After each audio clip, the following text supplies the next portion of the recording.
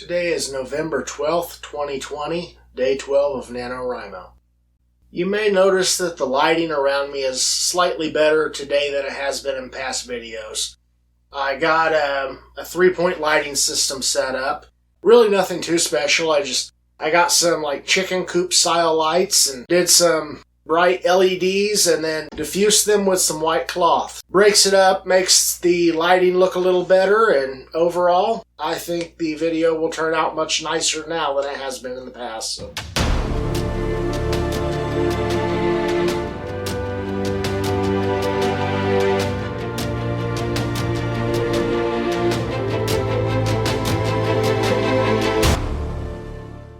I don't really have much to talk about with this video. I didn't get more than a few words written this past day. I just had a lot of other stuff going on, and truth be told, I'm getting a little tired.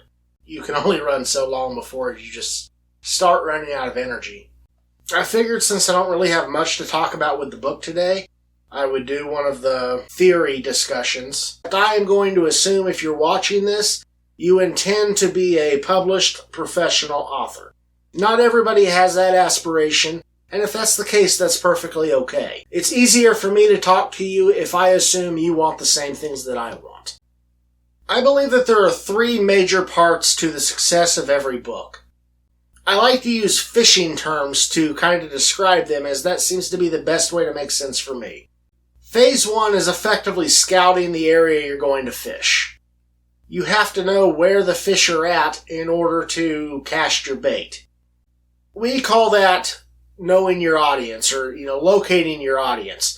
Basically, your audience is the people that want to read what you have to write. By finding your audience, the people that want to read what you have to write, those are the people that you need to learn how to talk to. And it is a specific way to talk to them, and the same pitch isn't going to work for everybody. There are roughly 4 different personality types. Now, I won't go into the psychology of all of that. If you can learn how to talk to each one of those, you'll have better success when it comes to getting your books into their hands. Phase 1 is finding the fishing spot. Locate the audience. That is done through means of advertisements, getting your message out. Basically, you're casting a wide net to try to get as many people in your pool as possible. That's also where your keywords, which really should be search words, because it's the little words that you put in that people will type into a search engine in hopes to find your books. Amazon allows you, I believe it's 7 of them. Most of the other platforms offer comparable. Some of them don't have a cap.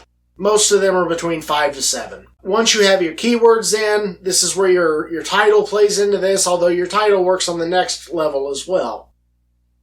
You are casting a wide net to get as many people interested as possible. Once you've done that for phase 1, you then go into phase 2, which is where elements such as your cover, your title, the font that you're using for your title, book description, reviews, all of that stuff is going to be baiting the hook. Once you've found the place where you need to cast your hook in, you bait the hook, and that is what's going to get the fish biting. If you fail in any one of those regards, the fish is more than likely going to get away. But if you've succeeded, you're going to be able to get that solid snag and reel them in. You've then sold a book. Now, phase 3 is really what this series is supposed to be detailing on. And as I said a couple videos back, it's really the least important one you need to focus on. And that is crafting a good quality book. There was one thing that I kind of wanted to say in that other video when I mentioned that, the craft side is really the least important. You can't sell books if nobody is finding them in the first place. If nobody is buying the initial book, you can't get return readers. You have to get those initial sales before you can get return. And the craft is really focused on bringing in those return readers. If you have a good, strong quality book, which honestly that's what we should all be striving for. There is so much crap published on a daily basis, there really should be some minimum level of standard before you can publish your book. But in the indie publishing market, there's not.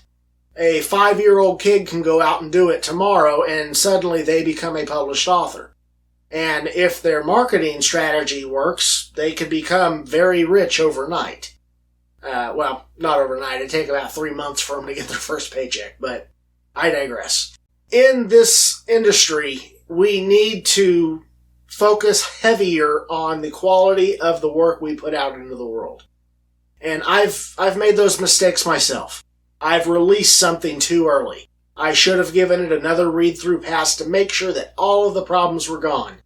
I send it out, I get it published, I then go back and I'm reading it once it's already in print and I find an error. That's happened to me numerous times because I was simply impatient when it came to getting the stuff out. And that's a lot of the mistakes you're going to run into if you're trying to rush yourself. By slowing down, taking a little bit more time, and making sure your product is as good as it can be, you are going to minimize a lot of those issues. And it's also going to save you for a lot of rework later on in your career. So, I believe that's all I'm going to cover for this video. We're getting kind of long on the time right now. So, I will let you guys go, and hopefully tomorrow I will have added to the word count and I can get back on the book topic. You guys have a good night. We'll talk to you later.